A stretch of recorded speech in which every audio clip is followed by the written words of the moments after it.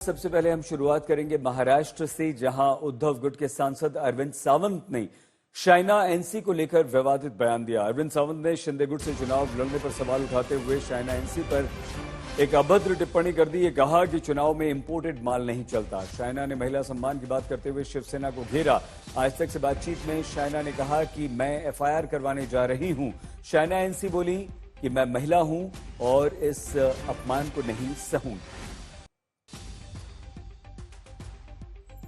की हालत देखो ना भैया, जिंदगी भर वो भाजपा में रही, अब कहीं नहीं तो इनके दूसरे पार्टी में गई।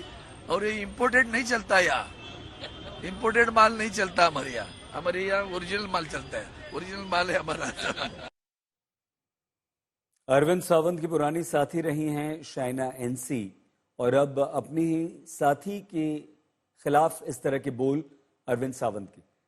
शाइना एनसी की प्रतिक्रिया भी आप सुनिए।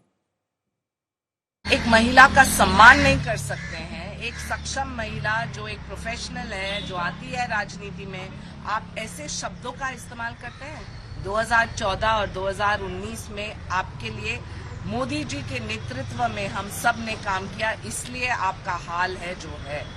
अब जो आप बेहाल होंगे इस वजह से, क्योंकि आपने एक महिला को माल बुलाया। एक्शन लूं ना लूं, जनता इनको बेहाल करेगी, क्योंकि उन्होंने माल जैसे शब्द का इस्तेमाल किया है एक सशक्त महिला के लिए। और वो मेरे प्रति टिप्पणी नहीं, उनकी मानसिकता, उनकी सोच, उनकी विचारधारा यहाँ स्पष्ट होता है। आइए मुंबई आपको लिए चलते हैं। ऋत्विक भालेकर हमारे संवाददाता जुड़ चुके हैं। ऋत्विक, शाइना तो अरविंद सावंत की पुरानी साथी रही, क्या सिर्फ इसलिए कि वो अलग हो गई तो सम्मान खत्म, या ये दुख के साथ हमें पूछना पड़ रहा है हमारे नेताओं की मानसिकता ही ऋत्विक इस तरह की हो गई?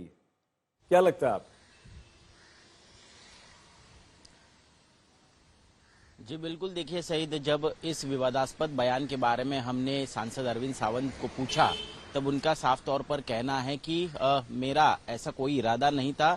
हालांकि मैंने उनका नाम भी नहीं लिया है, बल्कि जब उन्होंने कहा कि कोई इम्पोर्टेंट चीज या इम्पोर्टेंट वस्तु जब दूसरी जगह से ले आते हैं कोई, तो उसे हिंदी में क्या कहेंगे, तो हिंदी में माल ही कहते हैं। इस प्रकार वो खुद को डिफेंड करने की कोशिश तो कर रहे हैं, लेकिन वो ये भी कटाक्ष कर रहे हैं कि कहीं ना कहीं मुंबई के बीजेपी के अध्यक्ष आशीष शेलार ने भी कभी महिलाओं के बारे में विभत्स ऐसी टिप्पणियां की थी, उनके बारे में कभी बातचीत की थी।